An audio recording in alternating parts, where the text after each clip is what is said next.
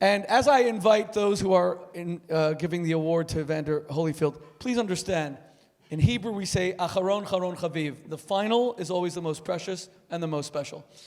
You are an extraordinary sportsman, and you're such a gentleman. And we are especially honored that you're here tonight with your family. You got to have the best table in the house with Jimmy Garrison, one of our board members and my closest friends. Best electronics store in all of Manhattan. Data Vision, there's a plug. And without further ado, we have a special presentation. Am I right? Okay, here, it's Yvette. Okay, Yvette. Yvette and Evander Jr. Okay, now, you guys are now standing. The three of us are the best looking people in this room. I just want you to know that. Okay. Thank you. Hi, everyone. My name is Yvette, and this is my brother, Evander Jr.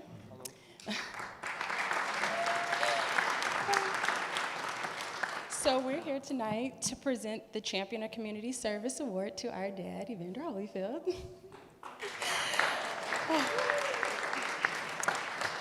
Our dad has been such an inspiration to us. He has taught us that giving back to the community and charities are the most important thing because it goes towards each generation getting better. And by the way, that is his phrase that he coined in our family, each generation always supposed to get better. So, in a world that uses words so fleeting, it's refreshing to see someone and to honor someone who actually backs their word up with action. And in that action, he's actually done very well by giving to the Boys and Girls Club and also sharing his knowledge, his love, his passion for the sport, sharing like what it takes to be a champion. And I really appreciate that, though sometimes I hated when I was growing up. Waking up at 4 a.m. in the morning, doing a whole bunch of jump squats. A lot of prayers. But nevertheless, it helped steer us into the person I am today, and I'm extremely thankful for that. I'm sure you are as well. Very thankful. And without further ado, let's introduce the man. There's a video? Oh, well, let's do that. Yay.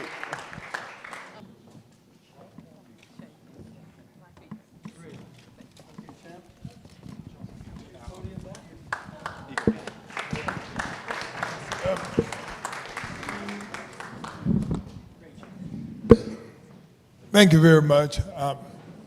I'm honored, but I guess one of the most important thing I would like to say is that I'm the youngest of 9 in my family, and you don't choose your parents, but I remember as a kid standing in that bad neighborhood and people were telling us that we wasn't going to be anything. And so by me being the youngest of 9 and all I had is my mom, but I had my brothers and sisters too. The extra eyes that got me getting all them whoopings. I used to get 3 whoopings a day. But I remember the day, as a kid when I was 6 years old, I got an opportunity, I was getting an opportunity to go to Boys Club. And I remember the boy wanted me to go to the Boys Club. And I told him, you got to ask my mama. Like that, so, I hid behind this thing and see what's going to happen. And so he go, Miss Holyfield, my nickname was Chubby. I'd never been fat, but somehow my nickname was Chubby. So, can Chubby go to Boys Club with us? And my mama looked, and she said, tell him to come here. I knew she was mad. And so, you walk in there slow, And you know, you looking at her in the eyes, because if my mama, she'll slap you. So, you know, I'm looking, and she said, "Why would you send him in here?" "He just wanted to ask you, Mama." She said, "You know, I tell him no just like I tell you no. I don't even know him. I don't even care nothing about him. Well, you gonna send him in there?" And I was like, she said, "Don't you ever send nobody in here to ask me nothing that for you. I'm your mama. I'm not his mama." You know, I'm like, "Yes, ma'am." Like this, she's like this. But she said, "Yes, I can go." But you know, at 6 years old, now I got 4 friends at 6 years old talking about going to the boys club, which is 3 miles away. Now we got to walk to the boys club. So, you know, I'm all happy because my mama said yes. So we go to the boys club. We walk to the boys club. When we get there, and they pull out a card, and they start scratching out a number. And they ran downstairs. So this older white lady was sitting there, and she said, "Are you a member?" I didn't know what that meant. You know, my mama only had a 6th grade education. My dad didn't go to school at all, but they worked. And I'm sitting there, and she said, "Are you a member?" And I didn't know what that means, and you know, so I don't know to say yes or no. So I'm looking, and she said, "Do you have a card?" And I go, "No, ma'am." Then she said, "You're not a member then." She said, "Where do you live?" I said, "Across the park." So she knew that about 3 miles. So she didn't want me to walk back by myself. She said, "Well, you're going to have to go back." I said, "I can do it." She said, No, don't go back. Hold on." And she turned around, and she reached in her brassiere, and she got me a hot quarter. And like this, when she touched my hand, I knew it was hot. And she said, this quarter will allow you to come here for a whole year. Well, so I'm looking, and I said, "Well, thank you, ma'am." And like this, so it was true to what my mama had said.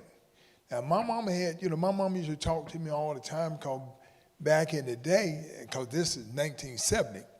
In 1970, a lot of, I didn't know what prejudice was. My mama said prejudice. I said, "Well, what is that?"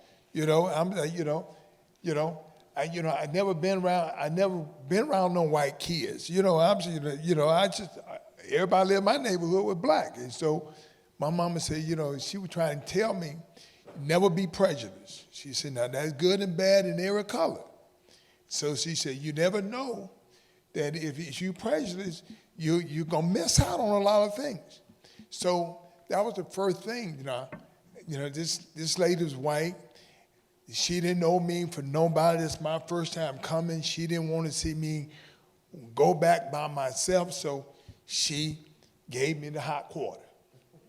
So with this hot quarter, I was able to go downstairs, and they put me in the age group, 6, 7, 8 years old. I found out I was faster than the kids that were 8 years old. Now, all my brothers and stuff was older. My brothers and sisters was older than me. I was the youngest of 9, and they beat me in everything.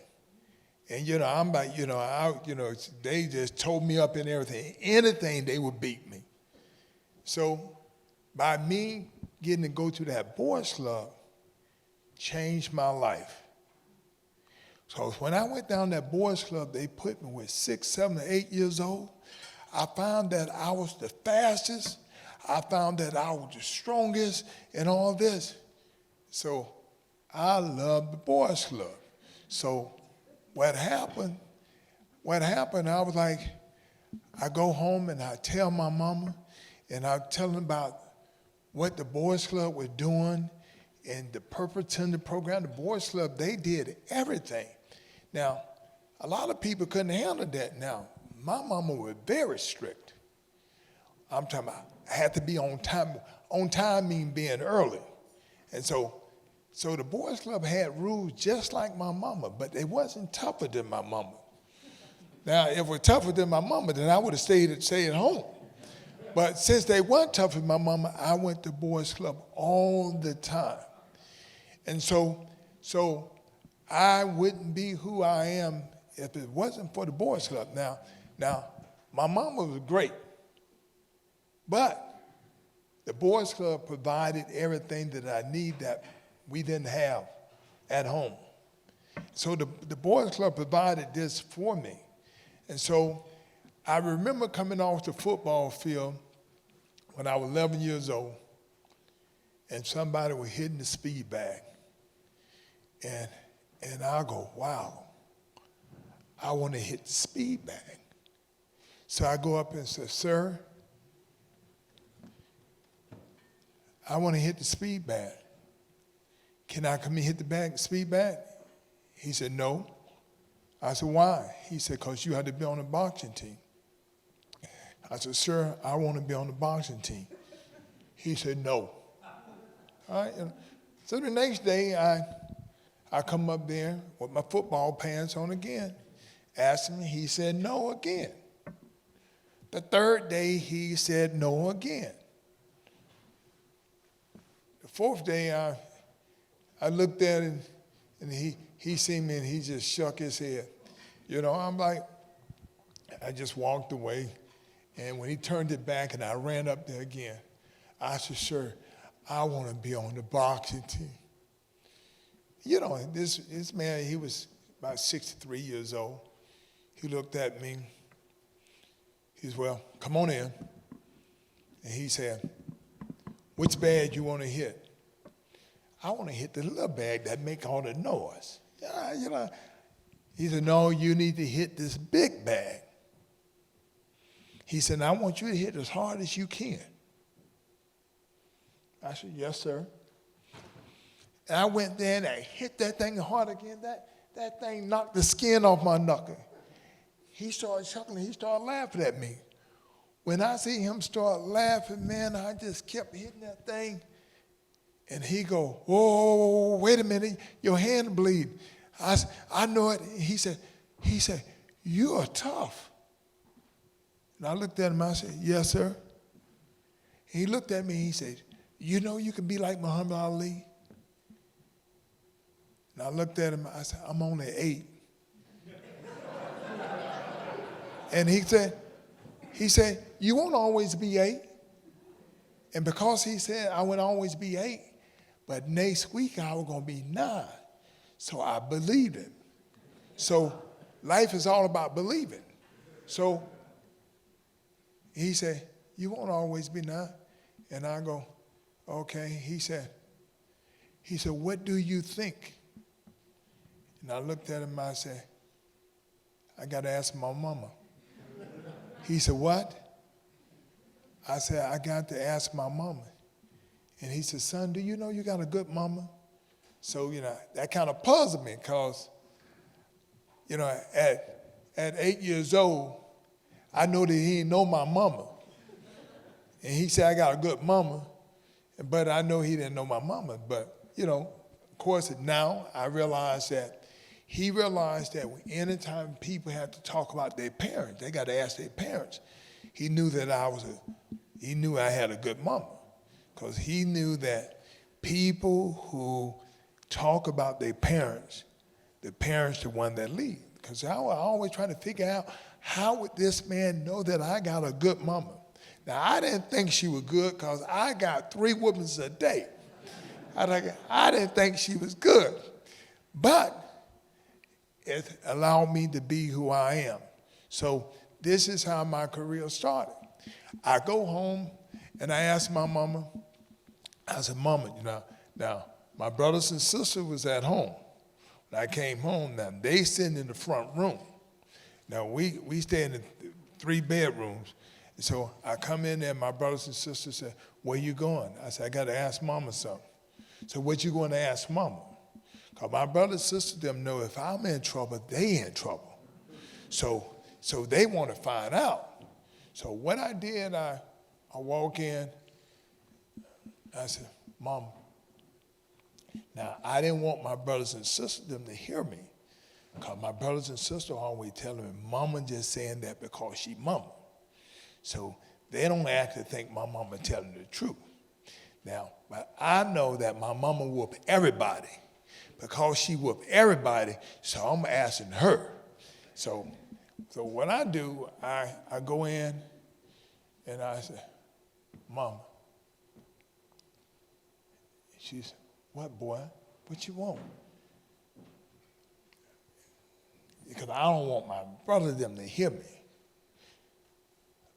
This white man at the boys club said I could be like Muhammad Ali. My mama said, what did you say? You know, I look over there, and my brother them, they trying to read my lips. So, turn this way. The white man at the boys club said I could be like Muhammad Ali. And my mama get that look, and all of a sudden, that ain't that good look. So I back back. And she said, do you know what they gonna do to you?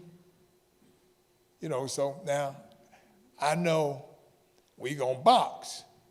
But my mama got that look, so I stepped back. She said, they gonna hit you.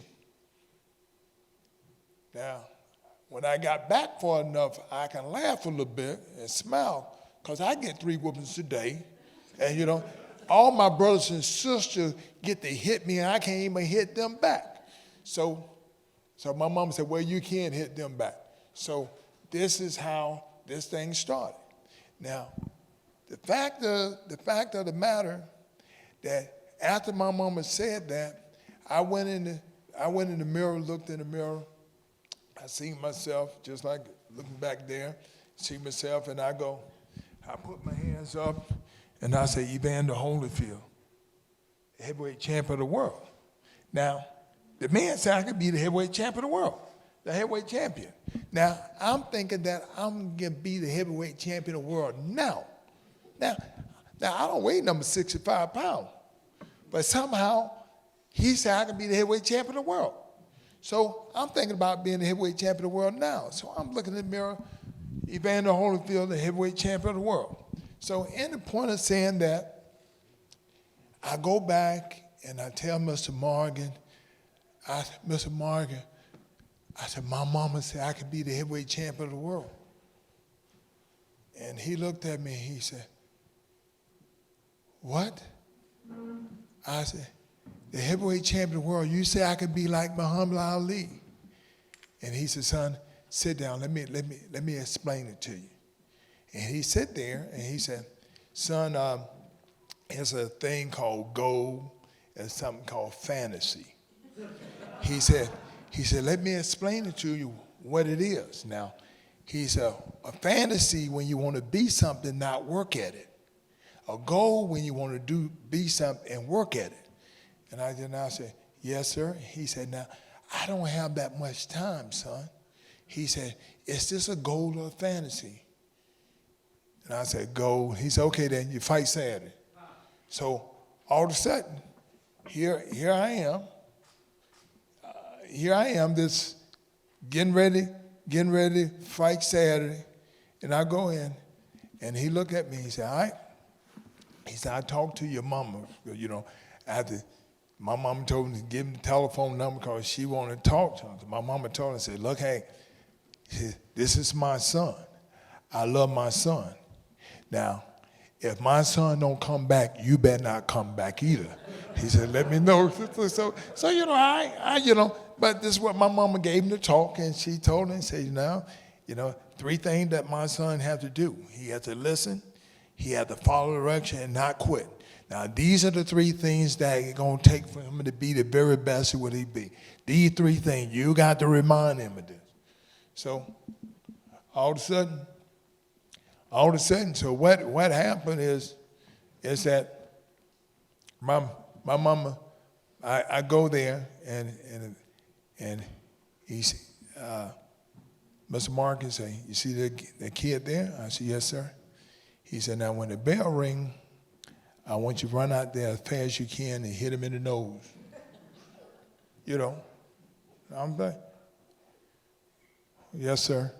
You know, and so when I look at the kid, his coach telling him to hit me in my nose. So now the thing is that, you know, I got to hit him in the nose before he hit me in the nose. So, and the glove reached all the way to my elbows. You know what I'm saying? And so I got the glove down like this, and the bell rang. I run that kid. We get close together. The kid closed his eyes. Now, I didn't close my eyes. When he closed his eyes, I hit him so hard in the face, and his hair went up like this, and when I hit him, he said, oh, God, like this, and he started crying. And so, and the referee stopped the fight like this, and my coach, Mr. Morgan, who, you know, he had big stomach and all this, and the bald head here, and like this, he get in there, he get stuck in the rope, and he asked me, he said, did you know what you did? Did you know what you did? You know, like, when he said that, I thought I did something wrong. I said, well, you told me to hit him. He said, yeah, you took your first step in being the heavyweight champion of the world. You know, I won my first fight. So I get this trophy. I take it home, and my mama put it right there on the thing, and everybody come in the house, they said, Miss Holyfield, who is the fighter? And she would smile, and she said, that little one right there. And they said, well, he lived. My mama said, but he can fight. So I realized that my mama liked trophies. So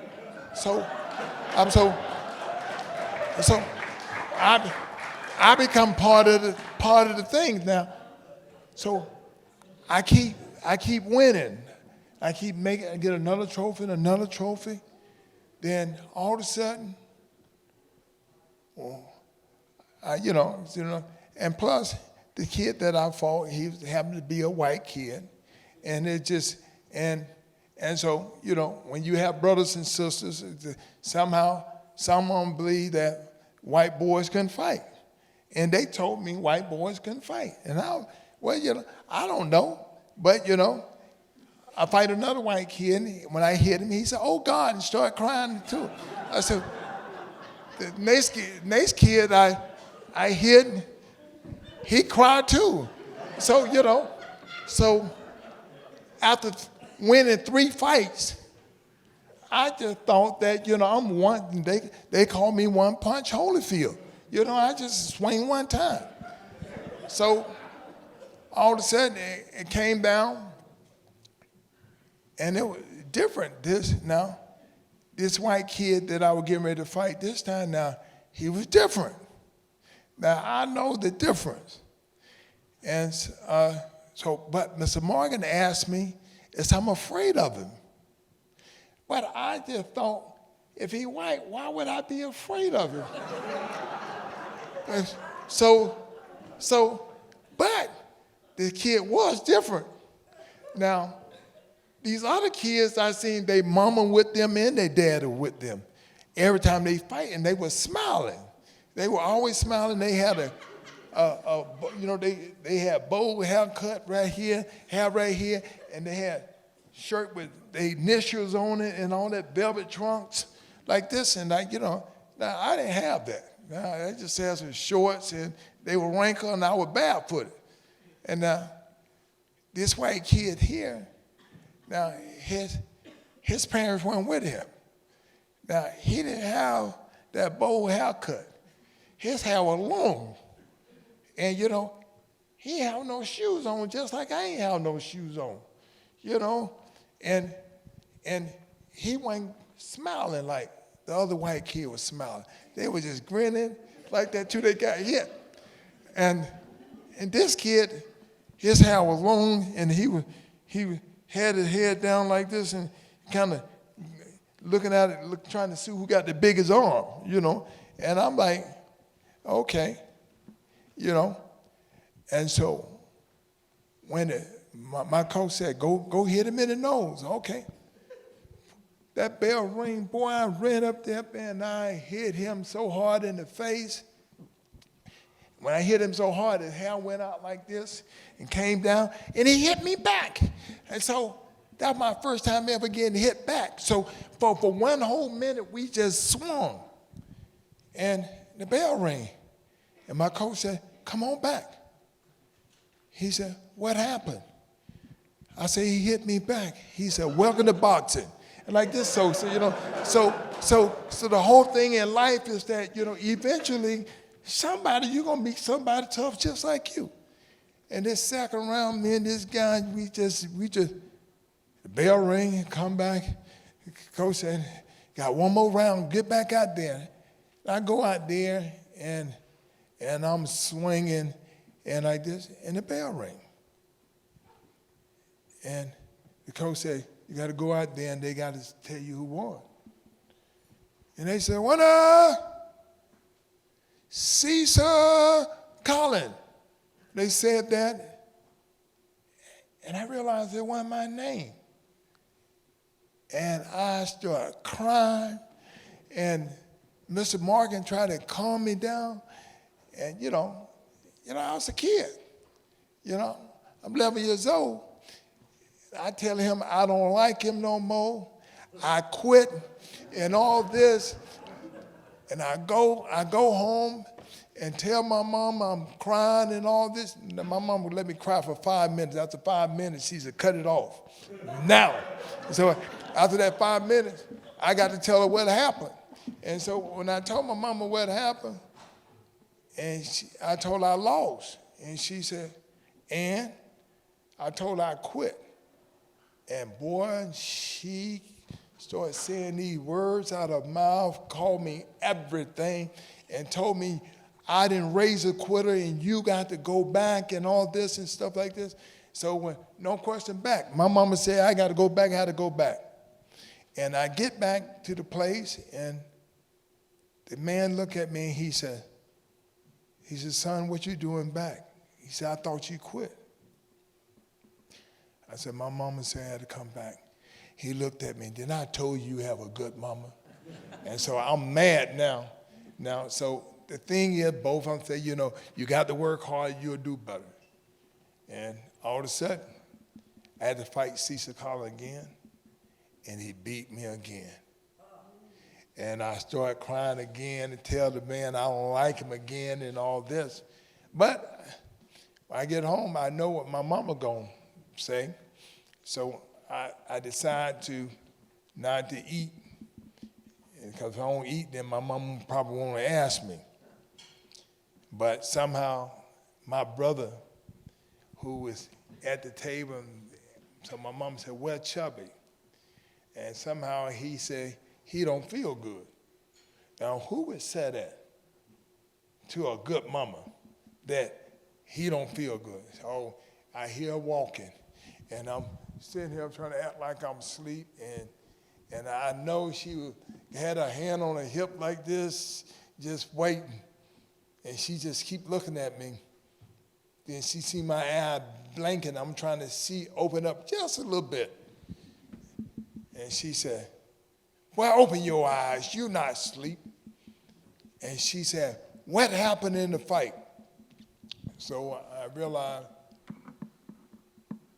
that if you tell my mama's story, you're going to get that whooping when she find out. Now, she may not find out tonight, but whenever she find out, you're going to get the whooping.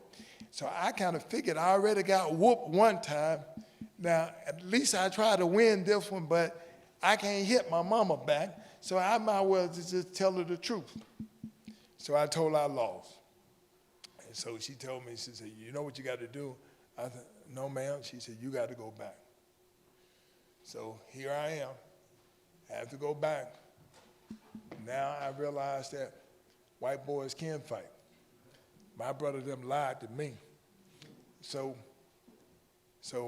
here I am, but, you know, good thing, ages, you get a little older. I turned 13 now, and I'm a little smarter. So this time I go, and so I had 3 of my friends who gonna get on the boxing team as well. And we go to the weigh-in, and they see all the white boys, and they say, "Wow, Evander, white boys, we can easily beat them." I zipped it up. I ain't said nothing. I know if I tell them they can fight, they're gonna ask me how. So I got to tell them I got beat up. So I ain't said nothing. So we go in the tournament. Now, we in the Junior Olympics. Now, this is how it ends. In the Junior Olympics, because once we was in the Junior Olympic program, whoever wins this, we get to stay in a motel for the first time. We get to go to Chattanooga, Tennessee, which is 109 miles from Atlanta. So what happened is, the fact is that here it is. But I'm looking for Cecil Collins, because I know that's the only kid that could beat me. So whatever Cecil Collins weigh, I'm not going to weigh that, because I got a 5-pound weight. So whatever he weigh, so I'm the last one to get on the scale. I'm looking for Cecil Collins, you know. So I don't see Cecil. So I go in the bathroom, take the 5-pound weight, put it off, and I get on the scale. I weigh 100 pounds. Weigh my 100 pounds, and I feel that I'm gonna beat everybody. I win the first night, I win the second night, I win the third night. Matter of fact, all my friends, we all made it to the final. And so we fought. We had to fight 2 times that day. We fought in the morning. Now we got to fight in the evening. Now, when we won the first fight, they took us to a Burger King, you know. So when you win, they take a Burger King, and at that time, 2 hands had a Whopper. And so, you know, we all had Whopper and French fry and strawberry shake. The first guy lose, the second guy lose, the third guy lose. And so they tell me I got to lose.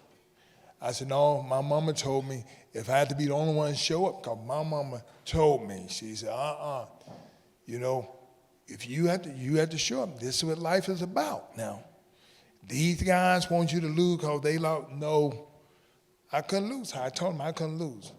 Then they told me, they said, you are going to lose. I said, no, I'm not. They said, no, that guy named Cecil Collins. I said, he didn't show up. They said, what is his name doing right here? I look and see that boy's name on the list and start crying instantly. It was gone. I all of a sudden, I was just like, I didn't even know he was in the tournament and all this, but I want to win so bad. I want to win so bad, so, you know, like I said, I get 3 whoopings a day anyway. My grandmama started telling me, she said, you got to learn how to pray. You got to learn how to pray. You got to call Jesus. Son, you got to call Jesus now. So I realized that when my mama sometimes whooping me too long, I called Jesus on her. You know what? She stopped. So I figured, if Jesus can stop my mama, he can help me with this guy here. So that's how I started. So what happened? I was sitting here crying and all that, and my friends, they were laughing at me, talking about, you gonna lose. And when I went up in the ring, and my coach looked at me, he said, now, you know if you cry, they're gonna stop the fight. I said, yes, sir. And when I started praying, and my friend them laughed at me all the way up to the ring, say he calling Jesus the whole time. And I went up there, When they rung that bell, I went out there and we started fighting. When they said the winner, they said Evander Holyfield, I jumped up and I realized that, oh, man, my grandmama was right. And so, not just now, I lost 9 more times after that. I lost 11 times, but I won 164.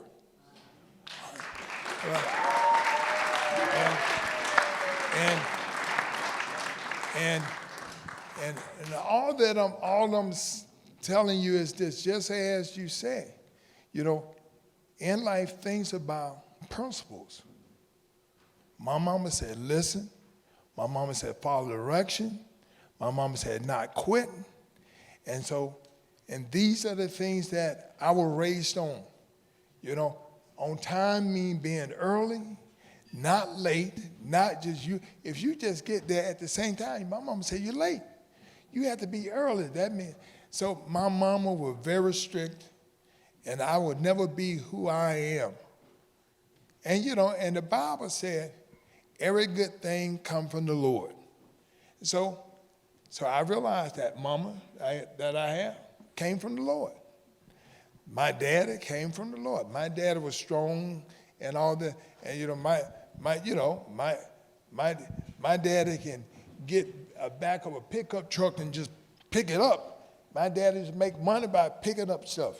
And so I realized that everything that my mama wanted me to be, my mama wanted me to be better than her. So my mama told me, she said, son, you know what love is? Love is what success is all about. She said, son, you can't, see, liking something, people like a lot of things. She says, but love is the key to success. And like this, so here I am, I get into this boxing thing, and I make the Olympic team. I'm the first fighter that ever been undisputed cruiserweight in 2 divisions. And I've become the heavyweight champion of the world 4 times. And in all that I did that, I realized that God give you a master plan. And it's about listen, it's about follow direction and not quit. My whole thing is but the most important thing that I'm happy about is the attitude that my mama told me I need to have. She said, son, don't get caught up in all these things. She said, son, you want to do the right thing for the right reason. And so this is who I am. I'm who I am because my mother taught me at a young age principles. These principles that, son, if they do something wrong, you ain't gonna just do that. You know right from wrong. And so my mama drilled me on these things. So, these are the same things that I try to instill into my kids. Every morning they know good well I'm sending them a scripture. It's coming on their phone. They know it's getting there. I'm sending scripture. Because the fact is that my mama loved me so much, she wanted me to be better than her. And what my mama told me, she said, son, she said, I got bad habits. She said, you don't. I don't even like my bad habits. You know good well I'm not going to like yours if they like mine. My mama wanted me to be better. So I stand here today and to tell you that I'm honored to receive this award. But the fact is, it's just like you say, success starts at home. Now, I wouldn't be who I am if I didn't have that mama that I have. I wouldn't been there. My mama had a heart attack when I was a kid, so my mama at home every day. I got caught all the time. And my grandmama used to cry because I got so many whoopings. She said, you got to stop getting the whooping because when your mama hitting you, she hitting me. So, that kind of made me, it's amazing as a kid, because my grandmama felt like she was getting hit when my mama hit me. She said, you my heart. I swear, grandmama, you ain't got the whips. I got whipped. She said, yeah, but it still hurt when you get hit, I get hit. So she talked me into how not to get whooping. I'm sitting, studying for school, but I had to study how not to get whoopings. And so I became who I am because love is when you want your kids better than you. I ain't make everything that I'm good in, my mother wasn't. Because she wanted me to be better than her. She didn't want me to be like her, she wanted me to be better. So I found out that love is what makes people thrive and allow them to be the very best. I'd like to thank you, and I'm honored to be able to share this with you.